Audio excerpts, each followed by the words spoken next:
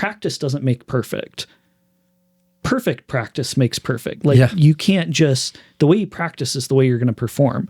So if you're really wanting to prepare for your black belt, you need to practice these the right way. You can't just, try and rush through it. You need to be very intentional. So not only was it, you have to practice, but you have to practice with mom or dad watching. Yeah. And you have to do this, like if you're going to do your form, you have to do your form 3 times with mom or dad watching, saying that that was a good run through. But that means now our time's taken up to practice when she can practice. Right. Or she was working on her board breaks. So, there was one time my wife held pads for 2 hours straight that she was just practicing on those kicks and elbow strikes. Yeah. And it's like, that takes a lot of time investment on our part, but it is teaching a valuable lesson. For sure. And I feel like the unintended consequence or outcome of that is quality time that you get to spend, that you don't even, like when you get to be, our age or even older, those times that you spent with your parents doing those things are the only things that you really look back on, and they were fun, and they were enjoyment. So again, I mean, I love that you've hit on that, because the times that I've said, all right, everyone, we're going outside to play basketball, because I see everybody's on their phone. We had, moments that we can't replicate and we'll never forget of just enjoying our time together. Yeah. Pushing ourselves to go do something outside of the comfort zone. Yeah. And I love that phrase that you said, perfect practice, because so many people will say practice makes perfect. No, that's not true. You got to do it the right way. I mean, practicing, something incorrectly is of no use. You perform the way you practice. So if you practice crappy, you're going to perform crappy. Yeah. And I love the other thing, natural consequences. And that's what I would say to any parent. Just try to stay out of those as much as possible. If they're natural consequences, when your son comes home and says, hey, I didn't make the basketball team, and you find out that they were goofing off or they weren't trying as hard, don't go down there and talk to the coach. Let those natural consequences work themselves out, right? Yeah. And there's a point where you have to step in. I've had kids, fail a few tests, and then you have to say, okay, you're grounded, and you're going to whatever. Natural consequences to me are like, you have to know where those lines is. Like, it's like, you have a kid that's always driving fast. It's like, well, the natural consequences, they get a speeding ticket.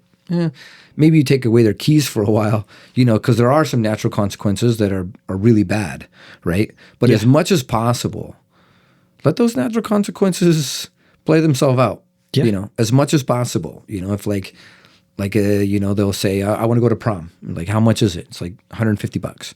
It's like, all right, you need to raise that. Well, if on Friday night they don't have the money, guess you're not going. And so many times I feel like we go, ooh, I want to do that. And I'm like, but that's the thing. That was the natural consequence. And if we take that away, they're not learning a lesson. And I understand that it's hard.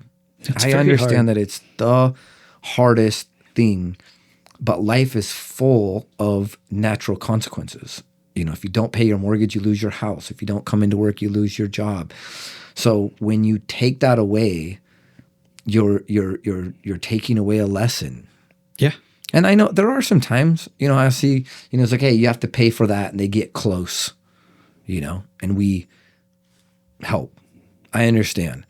But as much as possible, don't try to take away those natural consequences, because you're really doing a disservice. Yeah. As much as you love your kid, I'm telling you, you're really doing them a disservice when you step in between them and the coach. And there are times where I've seen in the sporting world, because all my kids have played sports, where they were correct. They did not get a fair shake. They didn't get the right amount of playing time. The coach didn't play them when they should, But again, that is a part of life as well. Yeah. You won't get a job that you were the best candidate for. So what do we do? Do we just say next year, hey, we're going to play a different sport maybe? Maybe we go do water polo instead of something else, but we're not quitting mid-season, right? I can't I can't let you do that. And I know this coach is not, and I'm not saying one that screams and yells and, is physically abusive. I'm not like that. Again, there's some points where you don't let consequences like that, hurt a child. But if it's just one of those things, it's just like, it's just maybe not the most fair. That's a natural consequence of joining a team.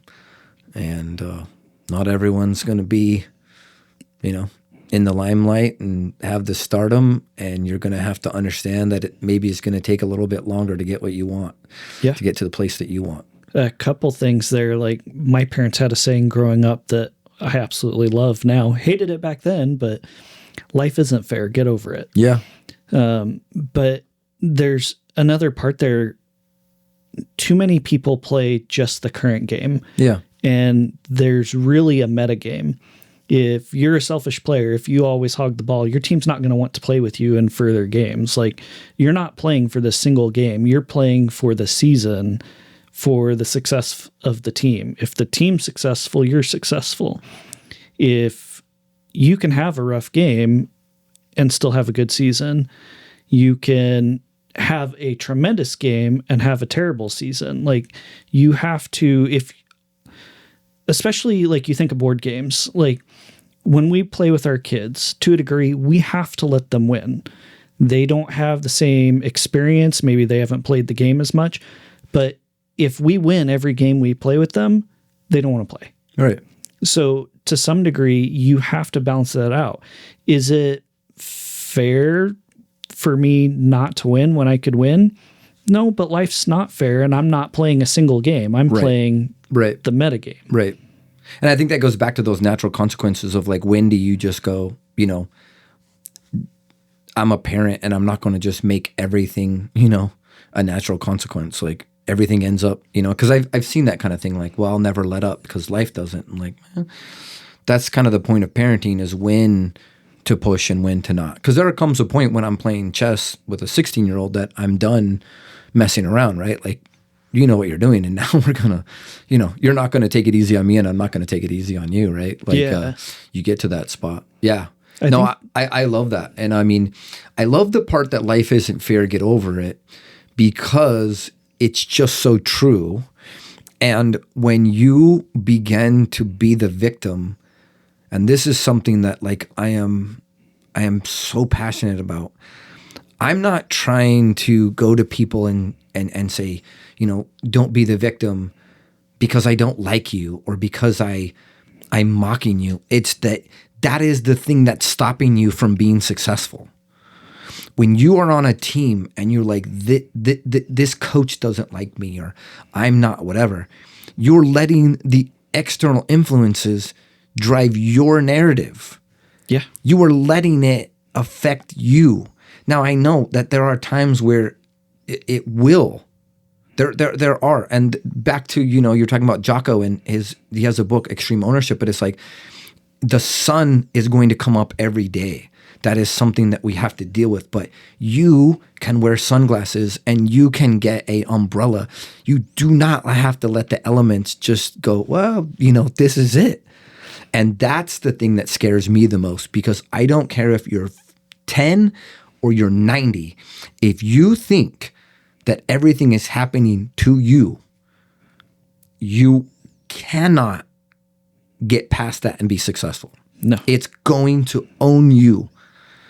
And when you can look at that and go, I'm on this team, I'm a really great shooter, I work hard, I'm going to do my best with this time. I'm going to listen to the coach, but I'm not a fan, but I'm going to get a ton of experience out of this. I'm going to learn so much.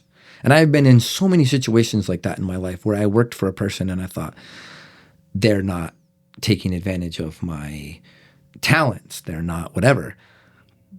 But in this time I'm going to learn, I'm going to take every opportunity. So like, let's say you're in the Marine Corps and you do not like this unit, or you don't like this sergeant or Marine that's in charge of you. What can you learn not to do? And then, are you taking college credits during that time? Are you connecting with anyone in the community to learn something, because you're going to be here. It's not fair. I get it, but it's life. And to me, that is the most important thing that anyone can learn. It's that you can be in charge of the situation, even when you think it's not fair and it's dictating to you. Even if all you can say is that I'm owning my attitude about it. On the way to this podcast to talk to you today, the freeway was backed up, and what should have taken me 10 minutes took me an hour and a half.